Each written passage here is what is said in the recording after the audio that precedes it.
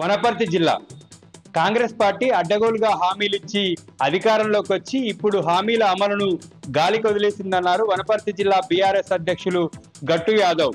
పెబ్బేరు మండలం కంచిరావులపల్లి గ్రామంలో ఇంటింటికి తిరుగుతూ కాంగ్రెస్ బాకీ కార్డులను పంపిణీ చేశారు. కాంగ్రెస్ ప్రభుత్వము 22 నెలల కాలంలో ఎంత బాకీ పడిందో ప్రజలకు వివరించారు. కాంగ్రెస్ నాయకులు వచ్చినప్పుడు హామీల అమలు ఏమైందని నిలదీయాలన్నారు వనపర్తి జిల్లా బీఆర్ఎస్ అధ్యక్షులు గట్టు యాదవ్. వనపర్తి జిల్లా జూరాల ప్రాజెక్టుకి క్రమక్రమంగా వరద ఉధృతి తగ్గుతూ వస్తుంది. ప్రస్తుతానికి 1,00,000 క్యూసెక్కుల లోపే వరద ప్రవాహం కొనసాగుతుంది. దీంతో 5 గేట్లెత్తి దిగువకు నీటిని వదులుతున్నారు అధికారులు. ప్రాజెక్టు ఇన్ఫ్లో 84,500 క్యూసెక్లు, అవుట్ఫ్లో 81,547 క్యూసెక్కులుగా ఉంది. ప్రాజెక్టు పూర్తి స్థాయి నీటి నిల్వ 9.65 టీఎంసీలు, ప్రస్తుత నీటి నిల్వ 9.27 టీఎంసీలుగా ఉంది.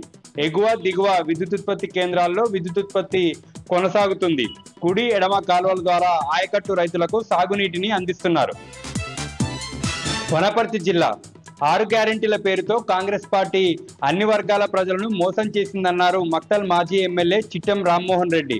ఆత్మకూరు మండలం మూలమల్ల గ్రామంలో గ్రామస్తులకు కాంగ్రెస్ బాకీ కార్డులను పంపిణీ చేశారు.